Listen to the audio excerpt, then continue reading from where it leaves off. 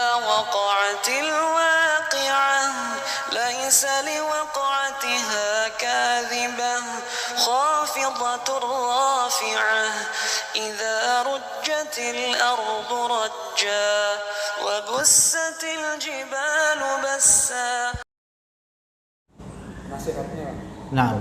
Belajar dari mana dulu? Baik. Barakallahu fiik. Beliau bertanya tentang ada salah seorang jamaah yang dia ingin hijrah dari LDII, Lembaga Dakwah Islam Indonesia.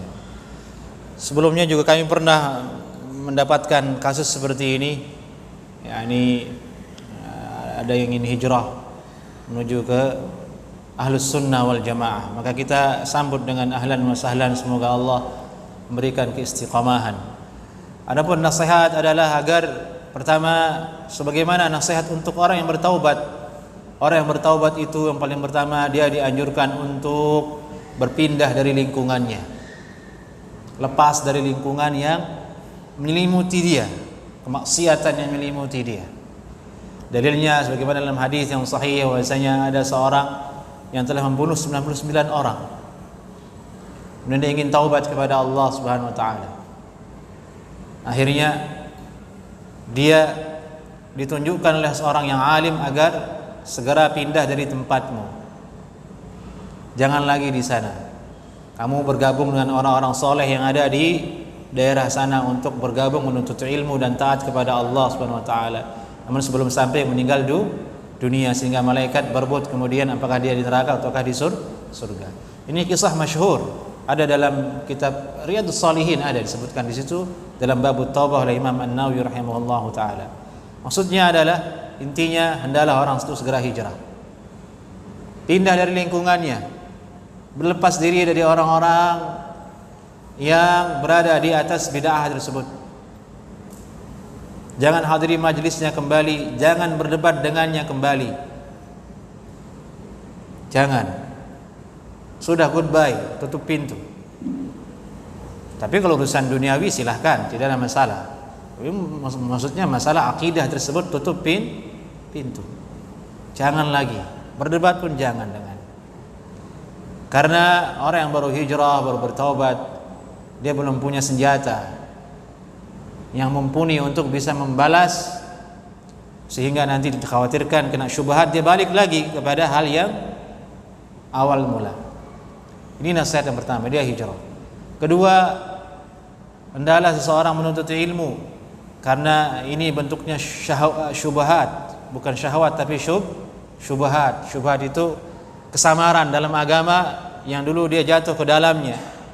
Dia jatuh ke dalam bid'ah, dia ingin bertaubat dari bid'ah, maka paling pertama ialah dihilangkan syubhat. Belajar menuntut ilmu menghilangkan syubhat yang ada. Syubhat itu sulit dihilangkan karena dia terkait dengan keyakinan, terkait dengan kepercayaan yang sudah lama ada dalam dirinya. Untuk menghilangkannya harus dengan ilmu,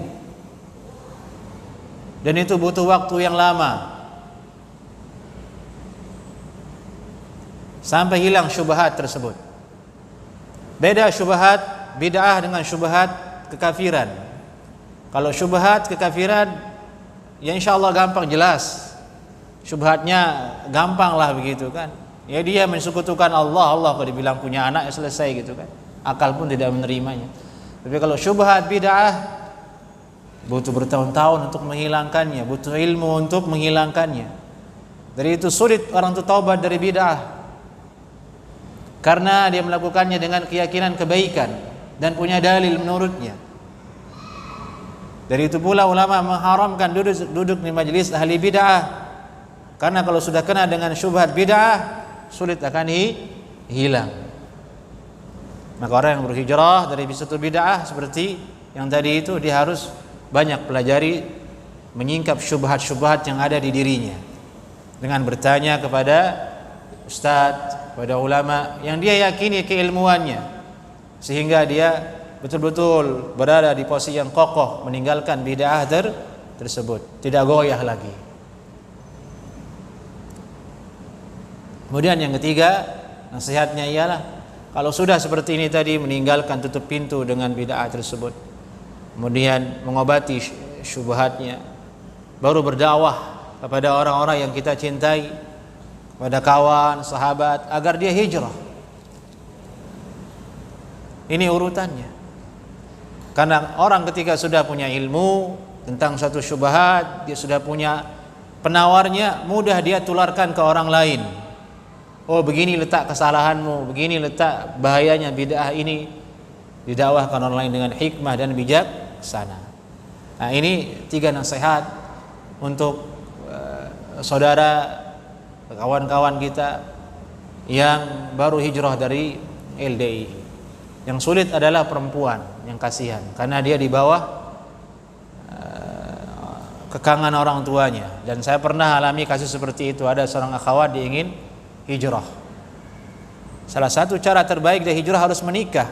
Kalau dia berada di lingkungan LDI, menikah dengan lelaki yang tahu sunnah. Dan prosesnya tidak mudah, karena perwalian ada di ayah dan ibunya. Terpaksa dia harus kawin lari ketika itu. Dan saya yang menjadi wasilahnya ketika itu. Lumayan lama prosesnya, berat karena dia seorang akhwat. Kebetulan ada ikhwah sunnah yang ingin maju melamar dia, ya sudah, sekalian untuk mendakwahi dia. Berat. Kebetulan dia adalah seorang perempuan yang bapaknya adalah termasuk tokoh di kelompok LDI tersebut. Nah, itu pengalaman yang pernah kami temukan.